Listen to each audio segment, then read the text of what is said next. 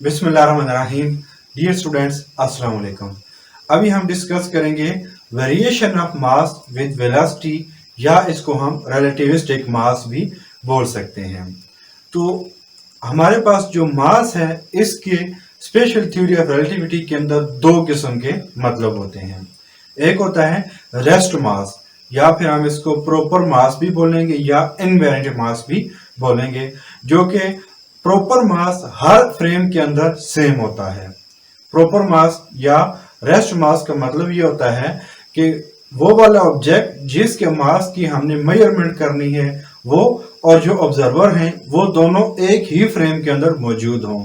मास के दरमियान और ऑब्जर्वर के दरमियान किसी किस्म की रिलेटिव मोशन मौजूद ना हो तो उसको हम रेस्ट मास बोलते हैं, क्योंकि ऑब्जर्वर के लिहाज से वो वाला जो ऑब्जेक्ट है वो अब रेस्ट के ऊपर मौजूद है, तो उसका जो मास होगा उसको हम रेस्ट मास बोलेंगे। इसी के मुकाबले में जो रिलेटिविस्टिक मास है, उसका मतलब ये होता है कि अब वो वाला ऑब्जेक्ट जिसके मास की हमने मेजरमेंट करनी है, वो और जो ऑब्जर्वर है वो दोनों अलग अलग फ्रेम्स के अंदर मौजूद हैं और उनके दरमियान एक रिलेटिव मोशन मौजूद है। तो इसकी वजह से हम इसको रिलेटिविस्टिक मास बोलते हैं, और ये वाला मास ऑब्जर्वर की वेलोसिटी के ऊपर डिपेंड करता है। यानी कि एक ऑब्जर्वर जो कि स्लो स्पीड के साथ मूव कर रहा है, उसके लिए वो मास कुछ और होगा। उसी के मुकाबले में एक और ऑब्जर्वर जो कि ज्यादा स्पीड के साथ मूव कर रहा है, उसी ऑब्जेक्ट का मास उस ऑब्जर्वर के लिए कुछ और होगा। तो इस वजह से ये ऑब्जर्वर की वेलोसिटी के ऊपर डिपेंड करता है। तो जो हमारे पास एनर्जी मास रिलेशनशिप है, उसके मुताबिक जो रेस्ट मास है वो ऑब्जेक्ट की रेस्ट मास एनर्जी के इक्विवेलेंट आएगा, यानी कि E not is equal to M not C square.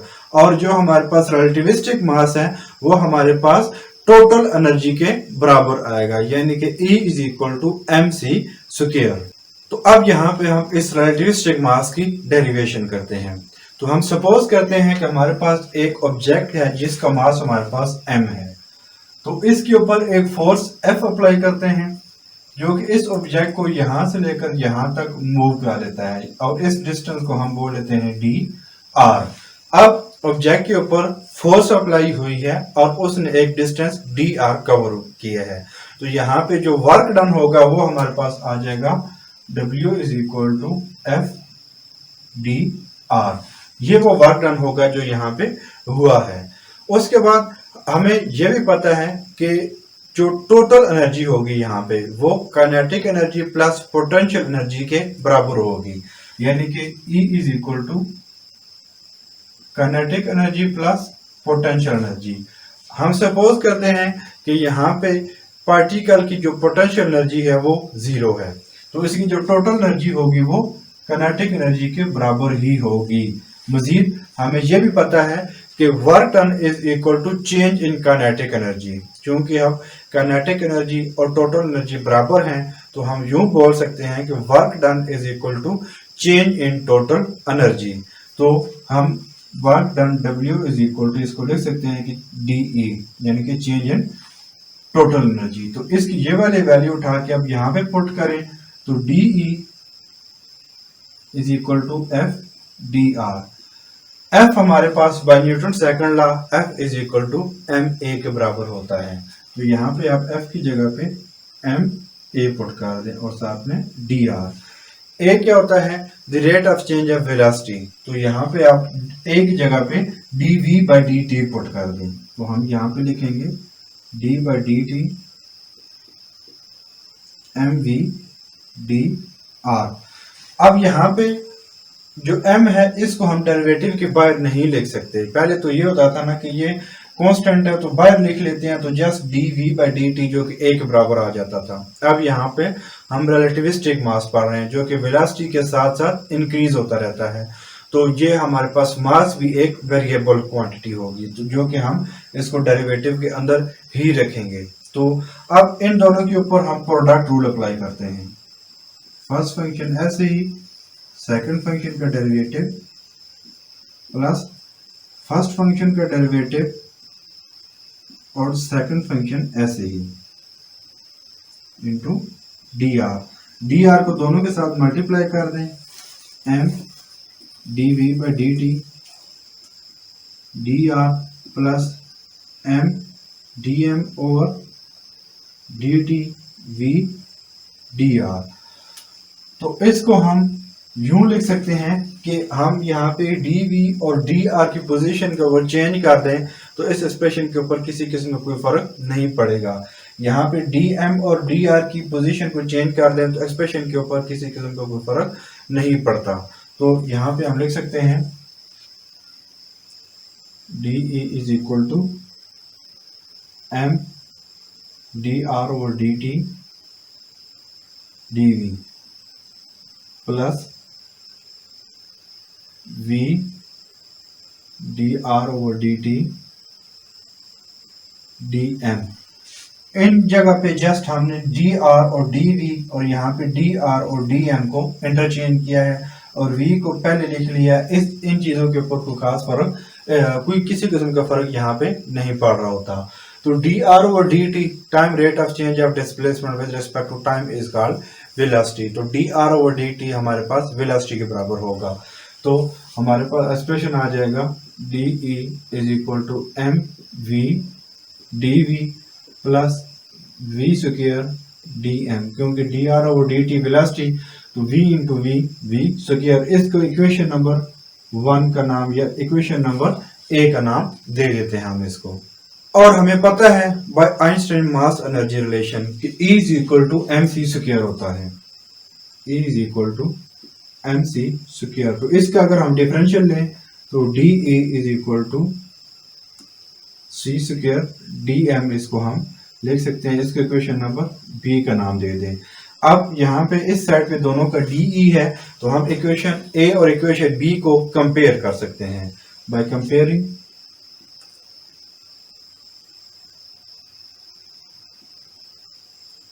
A and B. तो C square D M is equal to M V D V plus V square D M. अब यहाँ पे m वाली quantities एक side पे करते हैं और v वाली क्वांटिटीज को हम दूसरी साइड पे सेपरेट करते हैं। तो यहाँ पे हमारे पास m यहाँ पे है और यहाँ पे है, यहाँ पे तीनों के अंदर है, लेकिन हमें इनको सेपरेट करना होगा। तो पहले हम dm को सेपरेट कर लेते हैं। इस टर्म को हम इधर ले आते हैं।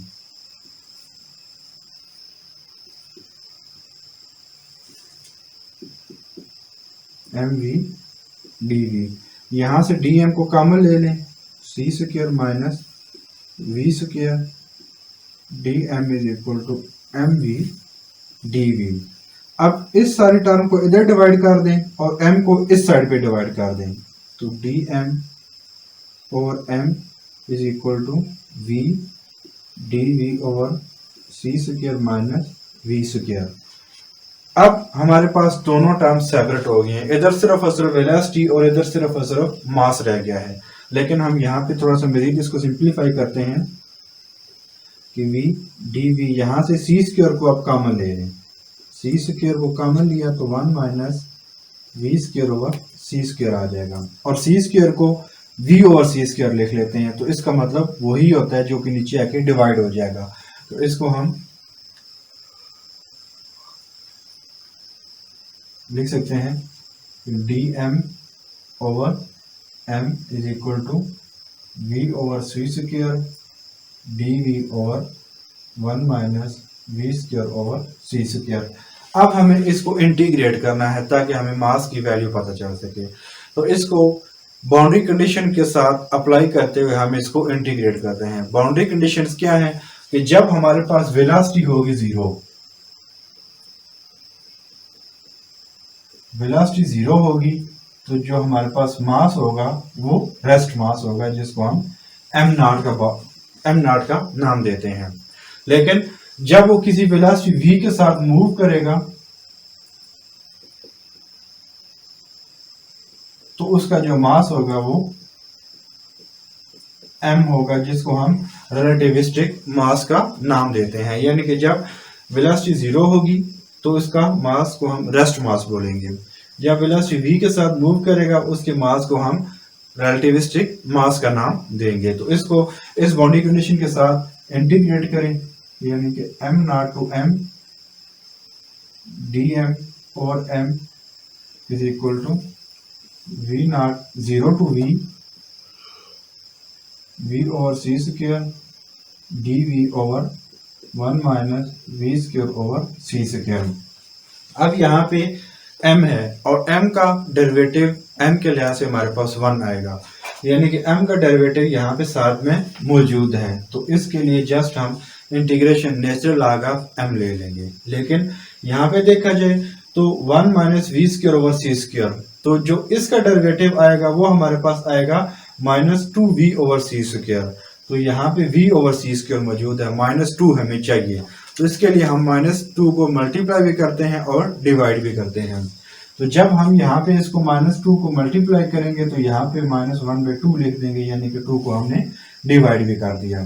तो अब यहाँ पे सिंपली हम इसको इंटीग्रेट कर देते हैं। नेचुरल लॉग ऑफ m जो कि m not to m limit होगी यहाँ पे -1/2 natural log of 1 minus v square over c square, और इसकी लिमिट हमारे पास 0 टू v। तो जब यहाँ पे हम लिमिट अप्लाई करेंगे तो नेचुरल लॉग ऑफ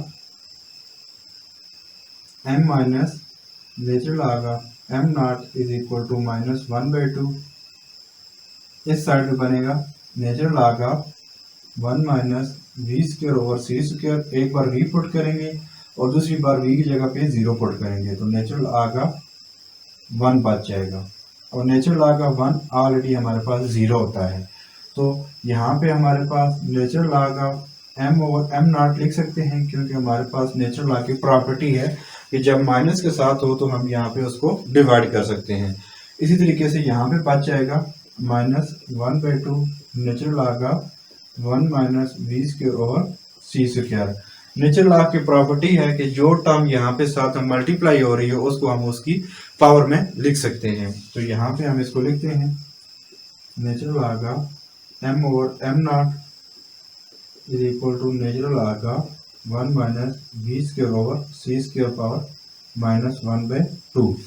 इधर भी नेचुरल लॉग इधर भी नेचुरल लॉग, तो दोनों साइड पे हम एंटी लॉग इसका ले लेते हैं। जब एंटी लॉग ले लेंगे तो हमारे पास बच जाएगा m over m not is equal to 1 minus V square over C square power -1/2, और पावर -1/2 को हम यूँ लिख सकते हैं कि 1 over square root 1 minus V square over C square, यानी कि m over m not is equal to 1 over square root 1 minus V square over C square.